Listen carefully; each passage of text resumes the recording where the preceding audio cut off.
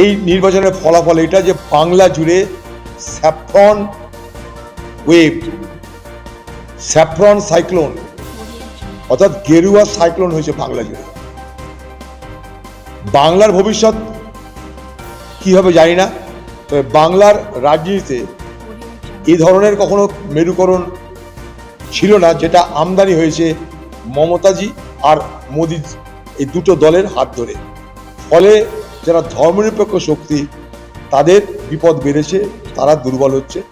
তার মধ্যে আমিও একজন, আমিও হেরেছি কিন্তু, এবং হারার পিছনে কারণ একটাই, সেটা হচ্ছে যে এই হিন্দুত্ব, এই গেরুয়া ঝড়ের আক্রমণে এখানে মানুষ কিছু দেখেনি। হিন্দুরা মনে করেছে যে সব হবে পরে, আগে তৃণমূলকে তাড়াও। এই জায়গাটা বিজেপি পার্টি হিন্দুদেরকে বোঝাতে পেরেছে, হিন্দুরা এক কাট্টা হয়েছে। তাদেরকে একটাই বোঝানো হয়েছে যে বাংলা বাঁচাতে মমতাকে তাড়াতে হবে, না হলে এই বাংলা পশ্চিম বাংলাদেশ হয়ে যাবে। এই বাংলায় জনসংখ্যার ইমব্যালেন্স, ভারসাম্য হারিয়ে যাবে। একটা ভয় দেখানো হয়েছে, একটা বাতাবরণ তৈরি করা হয়েছে, যার কারণে হিন্দুরা বাংলায় অনেক বেশি কনসলিডেটেড ভোট অর্থাৎ সংঘবদ্ধ ভোট করেছে, যেটা আগে আমরা কখনো দেখিনি। Consolidated vote of Hindu people, অর্থাৎ হিন্দুরা এখানটায় এক কাট্টায় ভোট করেছে। লক্ষ্য একটা, পরে যা হবে হবে, আগে তৃণমূলকে তারা ঝাড়ে বংশে তৃণমূলকে খেঁজা আগে, তারপর দেখা যাবে।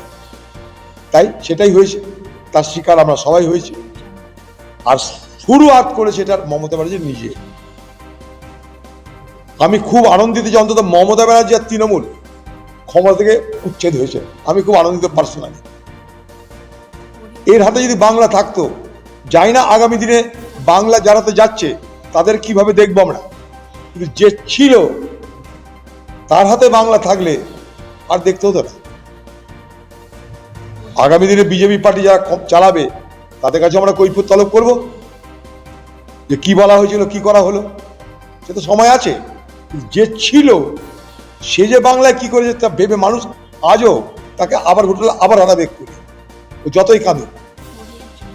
অত্যাচারের সীমা আছে, দুর্নীতির সীমা আছে, সব সীমাকে লঙ্ঘন করেছিল মমতা ব্যানার্জি আর তার তৃণমূল দল।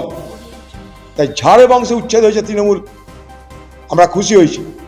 তার পরিবর্তে যারা আসছে তাদের চেহারা কিরকম হবে তা দেখার জন্য অপেক্ষা করতে হবে। এখন যেটা ইমিডিয়েট থ্রেট ছিল সেটা গেল। বাংলা টুডে নাও